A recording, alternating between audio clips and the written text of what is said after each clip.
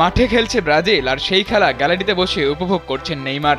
ভক্তদের জন্য এই দৃশ্য যতটা আনন্দের তার থেকে বেশি কষ্টের, আর নেইমারের জন্য তা আরও বেশি কষ্টের, কারণ তার সামনে যে ভিনি রদ্রিগোরা করছেন একের পর এক গোল মিস। তবে তার সবচেয়ে বেশি কষ্টবোধ হয় ঠিক তখনই লেগেছে যখন বাঁচা মরার ম্যাচে পাকুয়েতা মিস করেছেন সহজ পেনাল্টি।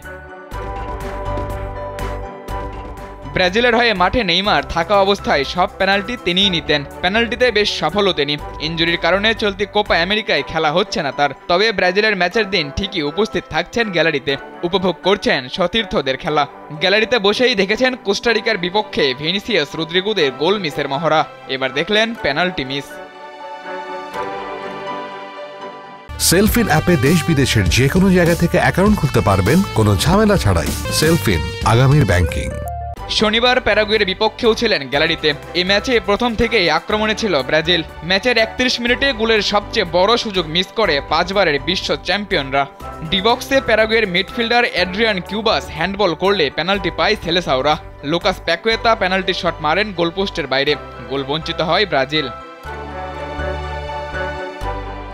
ম্যাচের 63 মিনিটে আবারও একই ভুল করে প্যারাগুয়ে।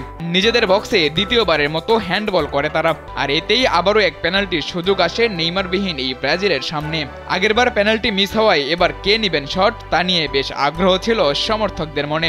এমন সময় গ্যালারি থেকে হঠাৎই নেইমার চিৎকার করে বলতে থাকেন তিনিই নেবেন পেনাল্টি শট। সামাজিক যোগাযোগ মাধ্যমে মুহূর্তের মধ্যেই ছড়িয়ে পড়ে সেই ছবি।